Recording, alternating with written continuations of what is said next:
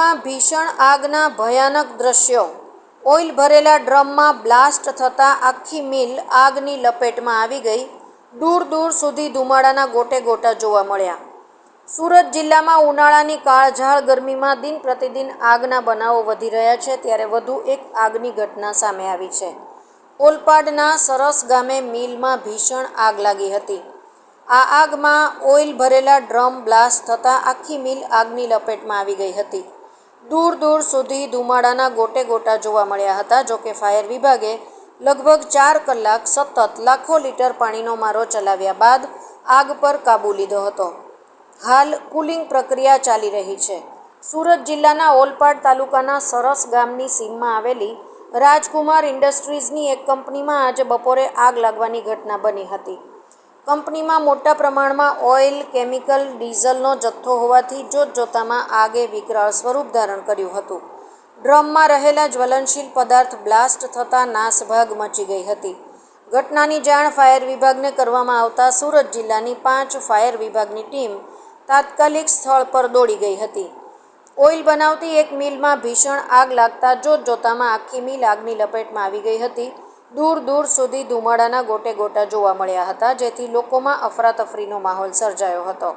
આ ઘટના અંગે તાત્કાલિક ફાયર વિભાગને જાણ કરવામાં આવી હતી। ફાયર વિભાગે લગભગ 4 કલાક સતત લાખો લીટર પાણીનો મારો ચલાવ્યા બાદ આગ પર કાબૂ લીધો હતો। હાલ કુલિંગ પ્રક્રિયા ચાલી રહી છે। બનાવને પગલે સુરત ગ્રામ્ય ડીવાયએસપી, ઓલપાડ પોલીસ મથકના પીઆઈ, ફેક્ટરી ઇન્સ્પેક્ટર, ઓલપાડ મામલતદાર સહિતની ટીમ સ્થળ પર હાજર રહી હતી। ઘટનાને પગલે હાજર લોકોમાં ભયનો માહોલ છવાયો છે। ઉલ્લેખનીય છે કે મિલની બાજુમાં જ ઝીંગા માછલીનું ગોડાઉન પણ આવેલું છે। ઓલપાડ મામલતદાર કચેરીના સર્કલ ઓફિસર મયંક વસાવાએ જણાવ્યું હતું કે સરસ ગામે રાજકુમાર ઇન્ડસ્ટ્રીઝમાં બપોરે 2 વાગ્યે આગની ઘટના બની હતી। સુરતના 5 ફાયર ટીમ સ્થળ પર પહોંચી ગઈ હતી। જોકે સદનસીબે આગની ઘટનામાં કોઈ જાનહાનિ થઈ નથી। ફાયર ઓફિસર ગિરીશ સેલેરે જણાવ્યું હતું કે અમને પાલનપુર ફાયર સ્ટેશનથી આગનો કોલ મળ્યો હતો। ઓઇલ કે બાયોડીઝલની ફેક્ટરીમાં આગ લાગી હોવાની માહિતી મળી હતી, જેને લઈને અમારી ટીમ તુરંત સ્થળ પર પહોંચી ગઈ હતી અને આગ પર કાબૂ લેવાના પ્રયાસો હાથ ધર્યા હતા। 4 કલાક સતત લાખો લીટર પાણીનો મારો ચલાવ્યા બાદ આગ પર કાબૂ લીધો હતો। હાલ કુલિંગ પ્રક્રિયા ચાલી રહી છે। સૂત્રો દ્વારા આ કંપનીમાં બાયોડીઝલ બનતું હોવાની આશંકાઓ વ્યક્ત કરવામાં આવી રહી છે।